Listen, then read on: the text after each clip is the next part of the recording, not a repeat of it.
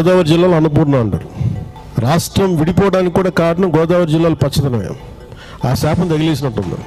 ఈరోజు గోదావరి జిల్లాలో మొత్తం కొబ్బరి చెట్లతోటి, తెలంగాణ నాయకులంతా అంటారు కొబ్బరి చెట్లతో చాలా ఆనందంగా ఉంటుంది, మీరు ఏమంటుందని పచ్చదనంతో చాలా బాగుంటుందండి. ఈరోజు కొబ్బరి చెట్లు ముండలు కూడా లేవు, అంత దిష్టి తగిలింది కోనసీమకి. కానీ ఈ విధంగా మాట్లాడి దాదాపు 13 సంవత్సరాలు అయిపోయింది. తెలంగాణ 13 సంవత్సరంలో పడుతున్నది. ఈ సమయంలో మా తెలంగాణని అవమానపరచొద్దని పవన్ కళ్యాణ్ గారు బేషరతుగా క్షమాపణ చెప్పితేనే తెలంగాణ ప్రజలు క్షమిస్తారు.